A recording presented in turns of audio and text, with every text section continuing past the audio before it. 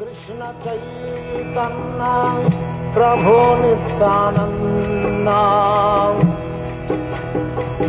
Shri Advaita Gadadhar Sivasadi Gaur. And now Chapter 3, Namabas. Shri Krishna Chaitanya Prabhu Nityananda Shri Advaita Gadadhar Sivasadi Gaur. All glories to Gadadhara and Gauranga, to the life of Janava, Nityananda Prabhu. All glories to Sita and Advaita, to Srivas and all the devotees.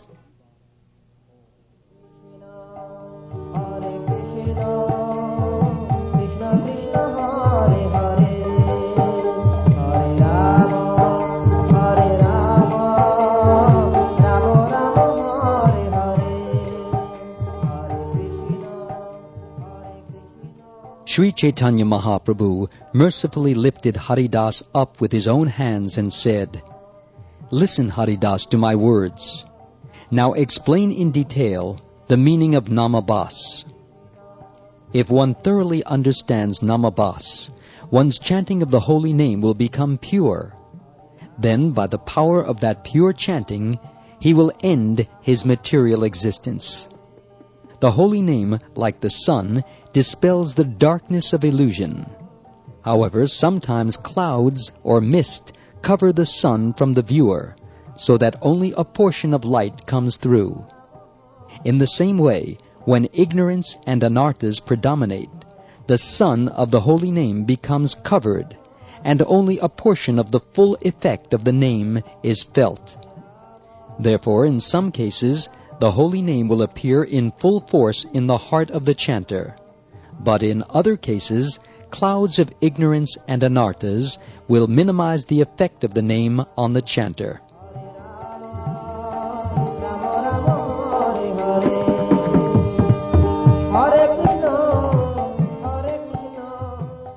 What is ignorance?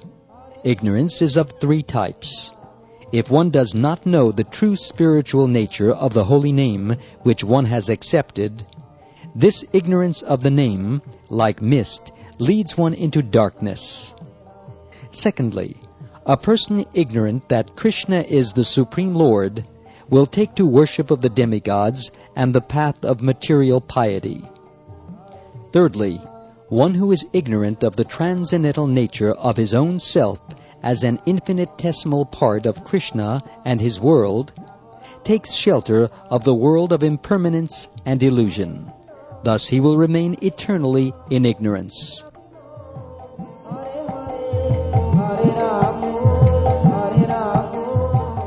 When the Lord had finished, Haridas said, "Today I am most fortunate, for from my mouth the Supreme Lord himself, Sri Chaitanya, will hear about the holy name."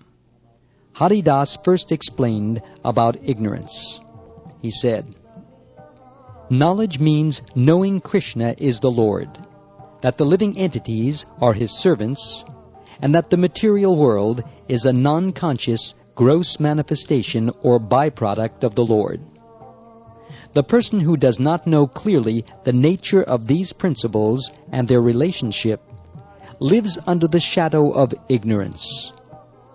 This is one cause of Namabas, or covering of the sun of the pure holy name, by which its full effects cannot be felt. Actually, the mist of ignorance simply covers the individual living entity's eye in a localized position. Just as the sun becomes invisible only from the relative position of the individual under the cloud, but is never really covered, so the holy name is never covered, for it is non-different from Krishna, and eternally transcendental and pure. The full effects are diminished for those people who have over their eyes the cloud of anarthas and the mist of ignorance. What are anarthas?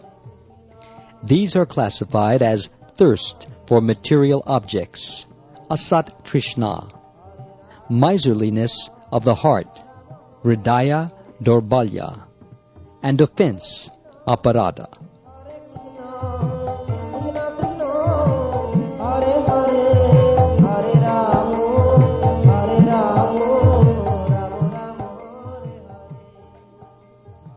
The category of thirst for material objects is divided thus: craving for material objects in this world, craving for heavenly sense pleasures in the next life, desire for mystic yoga powers, and the desire for liberation in Brahman.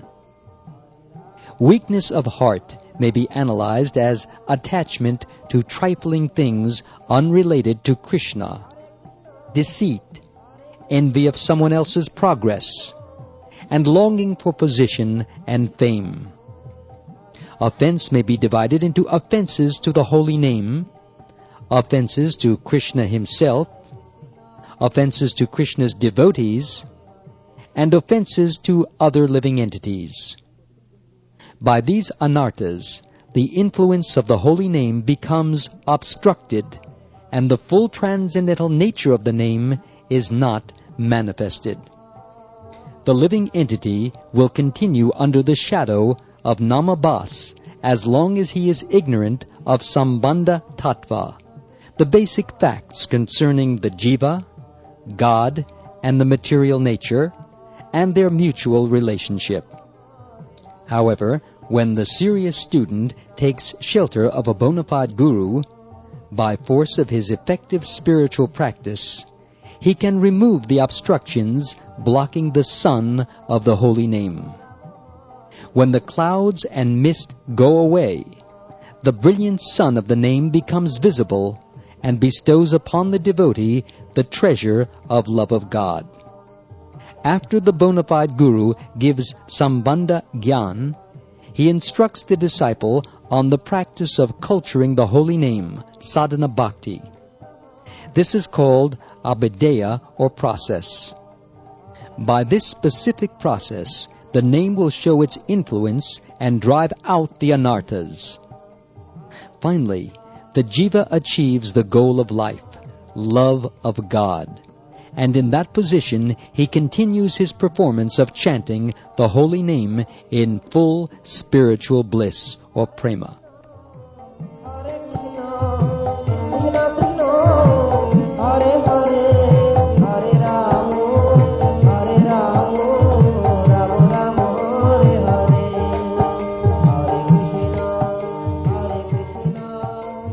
The ignorance of correct knowledge is explained as follows. The living entity takes shelter of the bona fide guru, and with genuine faith receives the correct knowledge about Krishna, the spirit soul, material nature, and the relationship of the three according to Scripture. Krishna is the eternal Lord, and the living entities are his eternal servants, linked to the Lord by the bond of love or prema. This relationship of jiva to God in prema bhakti is also eternal. This is the living entity's constitutional nature, which has only to be uncovered. However, when the jiva forgets that he is the eternal servant of Krishna, he comes into the material world looking for happiness.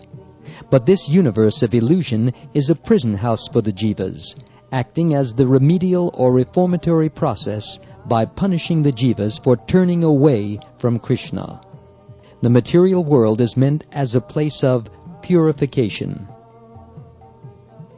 By the mercy of the pure Vaishnava devotees of the Lord, if the jiva takes up Krishna's name with correct knowledge of Sambandha, he will certainly attain the great treasure of prema, the perfectional activity of the living entity. At that time, even liberation of merging into the Lord's effulgence becomes detestable. But as long as the transcendental knowledge of Sambandha is not accepted, the anarthas and ignorance must remain, and the person will continue on the platform of Namabhas. Though the person chants, the effect is limited.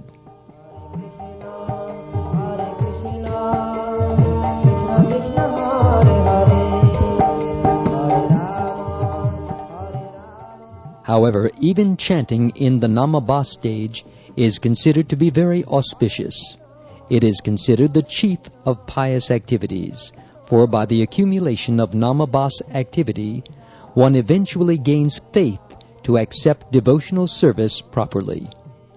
Namabas is considered higher than the activities of yoga, sacrifice, varnashram rules, austerities, etc., because it will lead to the path of pure bhakti. The processes of yoga, austerities, etc., unless mixed with some activities of bhakti, will never lead to bhakti. What are the effects of chanting in Namabas? By chanting in Namabas, all sinful effects are destroyed, and one can attain liberation from the material world.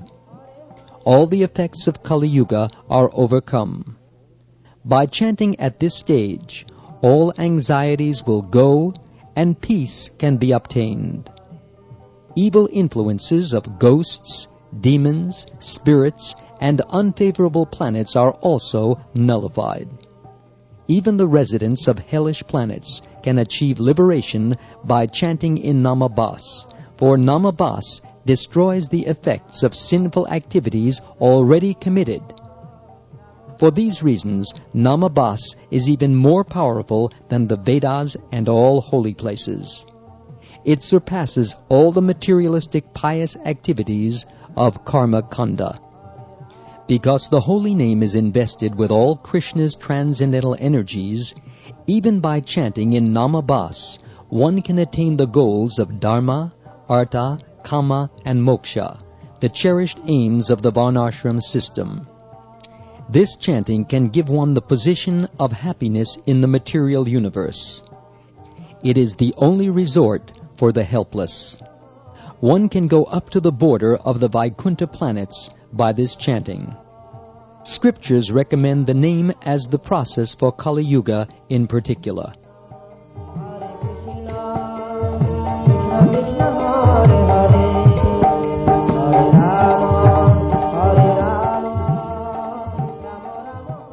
Namabas as unintentional pious activity may be classed into 4 types: Sanketa, Parihasa, Stoba, and Hela. Chanting in Sanketa, or indirectly, means that one chants the name of Vishnu or Krishna with a specific material conception, or chants the holy name unintentionally while thinking of some other object with the same sound. An example of the first type is Ajamil, who called the name of his son, who happened to be named Narayan. He chanted the name of Vishnu, but with the intention of calling his son. Still, he was saved from the Yamadutas and eventually attained Vaikuntha. An example of the second type of Sanketa is the Yavana who exclaims Haram when dying. Because the syllables Ha and Ram are present, forming a name of the Lord accidentally, that person attains liberation. Because this type of Namabas is the least offensive, the power of the holy name is intact to a large degree. One who utters the name of the Lord in Parihasa, a joking mood, such as Jarasandha, also crosses over the material world. Uttering the name in Stoba, or derision, as Shishupal did, can also cut the chains of material existence. Uttering the name in Hela, or disregard, without attention, also brings benefit. The Maleches, or barbarians, attain liberation by all these types of Namabas.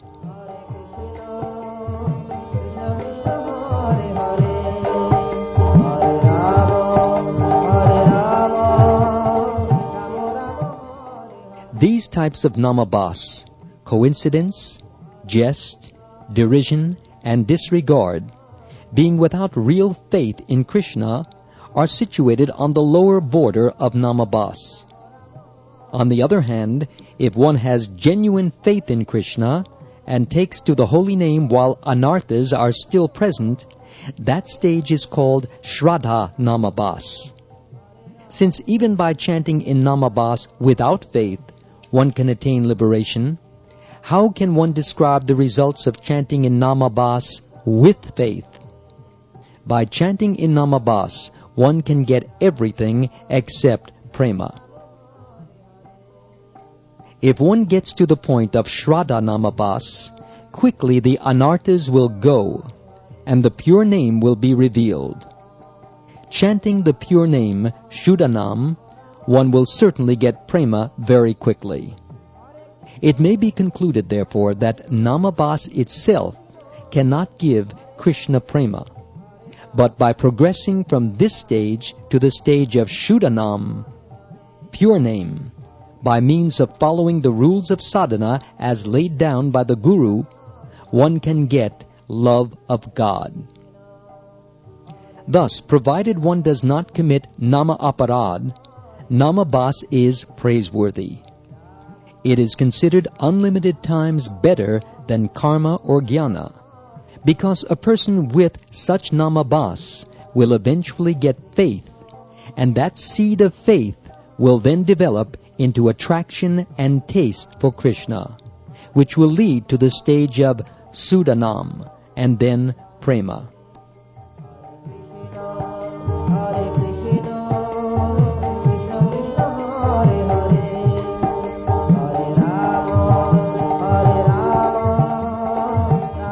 Abhas means a faint light or indirect image. It is of two types, reflected light and obstructed light. Similarly, there are two types of faint faith, reflected or distorted faith, and shadow or partial faith. From partial faith comes dim Namabhas, which eventually develops into the pure name and love of God. This is classed as actual Namabhas. Just as clouds obstruct the full brilliance of the sun, so the clouds of anarthas, unwanted things, and the mist of ignorance in the jiva's heart allow only a faint light of the name to enter.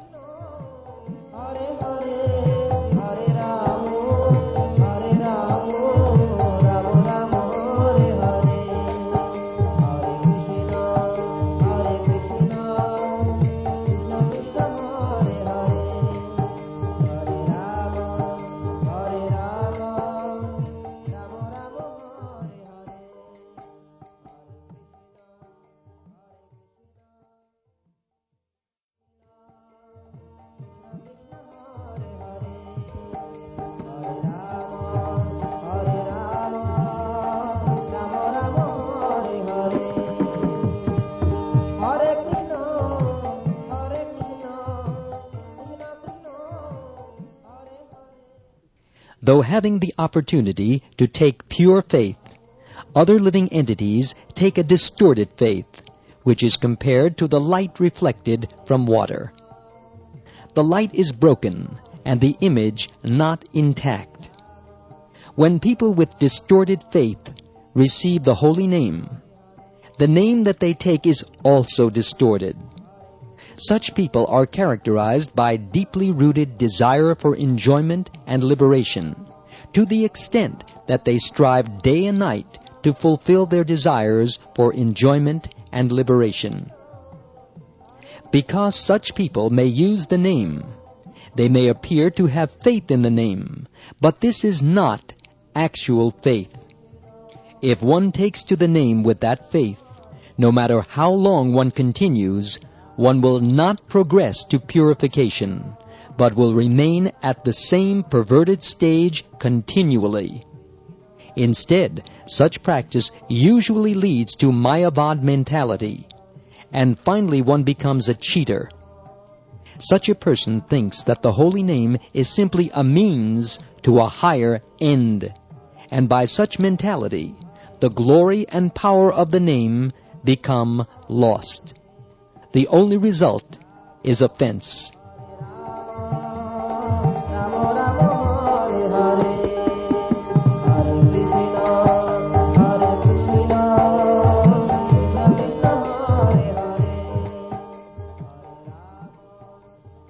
Here is the difference between real Namabhas, where due to obstruction the effects of the name are felt faintly, and distorted Namabhas. In real Namabhas, many anarthas may be generated out of ignorance and weakness of heart. But all these effects can be cleared by continual chanting of the name. However, in distorted Namabhas, born from cheating knowledge, offenses simply increase.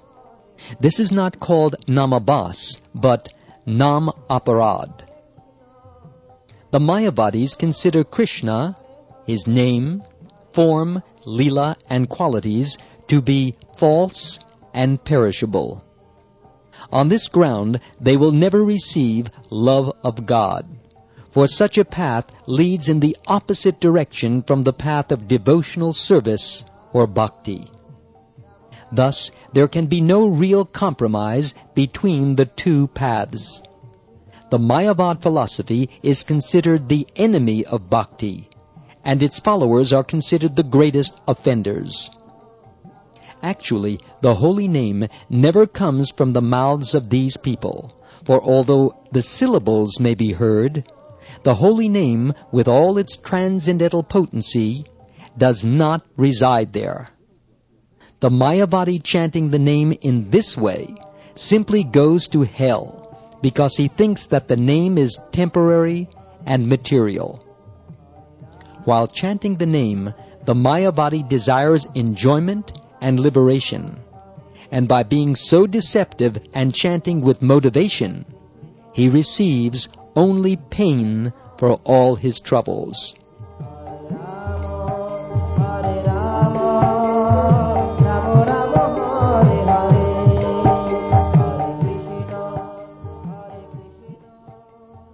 If, by the mercy of the devotees, he can give up the aspiration for bhukti and mukti, or enjoyment and liberation, and accept his position as servant of Krishna, being repentant and obedient, he can receive the real name and realize actual knowledge of Sambandha Jnana.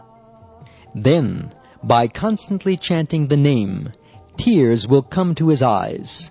The mercy inherent in the name will come, and his true nature, prema bhakti, will become manifest.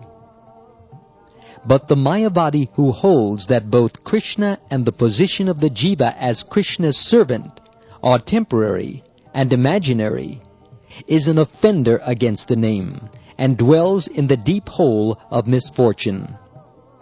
Since the name is a desire tree, it gives the Mayavadi his desire of merging into the Lord's effulgence.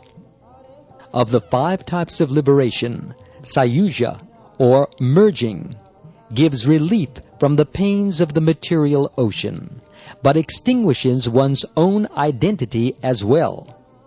Illusioned men, thinking there will be happiness in that state, receive only this shadow of happiness. For in that state, forgetting Krishna completely, they cannot obtain service in eternal bliss and knowledge, which is the perfection of life. If one has no bhakti, no love for Krishna, no constant faith and conviction in Krishna, how can one attain real, eternal happiness?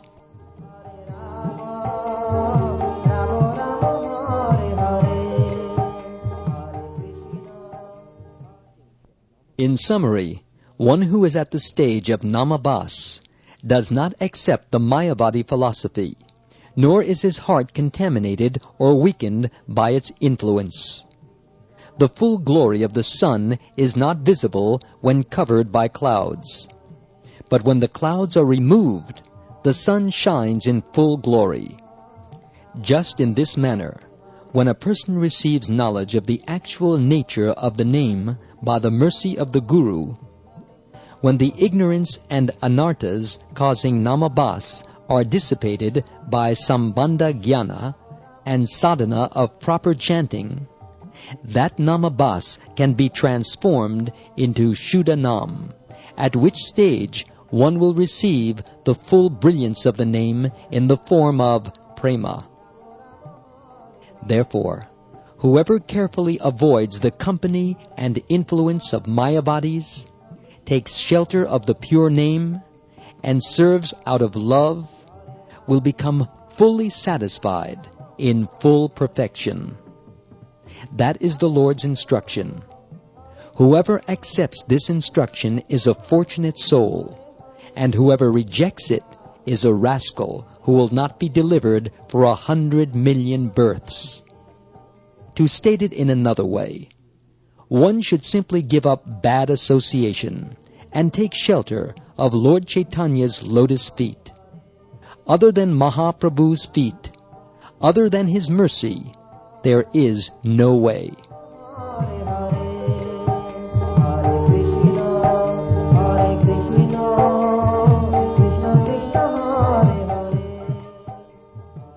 Bhaktivinoda says, thus did Haridas Thakur conclude his explanation of Namabas. One who takes shelter at the 2 lotus feet of Haridas will sing incessantly his glorification of the name entitled Harinam Chintamani.